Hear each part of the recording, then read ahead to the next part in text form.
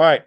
Let's see one last question, and then we will get to comments for the last few minutes, guys. If an expired domain, so this one's from Samuel. If an expired domain meets all your criteria, but its last WayBack Machine snapshot is a 301 redirect to a spammy site, do you move on? No, no. It's fine.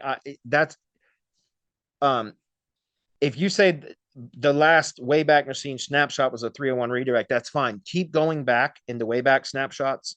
Keep going to previous snapshots until you find one to whatever the last time that domain had a published website on it, and then look at that content.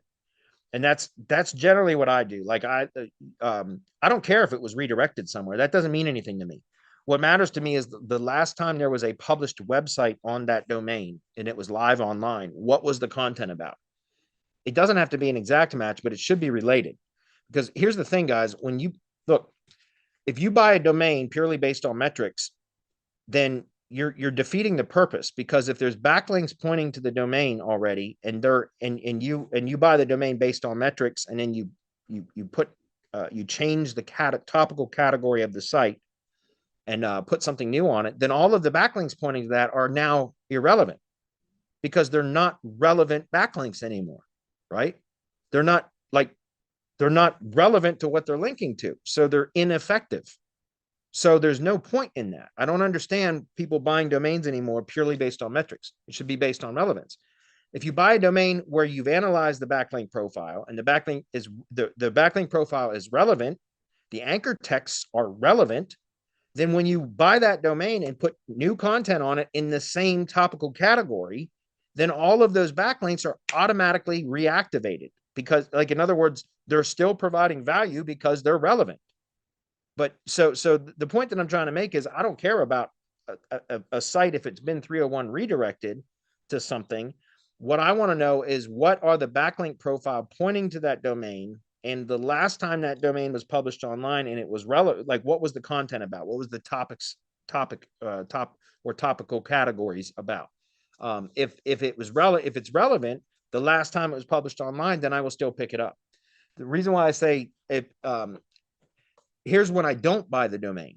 I don't care if it was redirected, because remember, you're going to buy the domain and you're not going to have that same redirect in place. You're going to publish new content on the site that is relevant to what the topical category of the backlink profile is, right?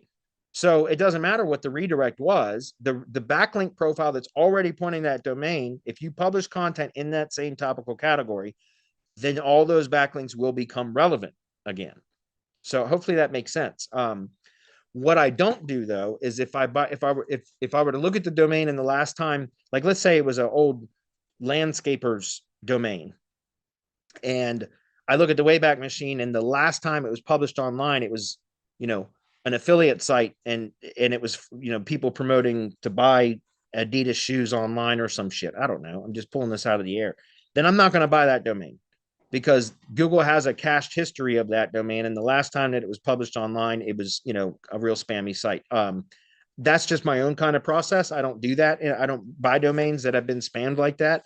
But again, what I'm saying is, if you already have a relevant link profile, or a link profile, and you can determine what the relevance is topically, then I don't care about the redirect, because you're going to remove that redirect when you buy the domain. All I'm saying is you want to make sure that when you publish new content on that site, it's relevant to the backlink profile that's already pointing to it.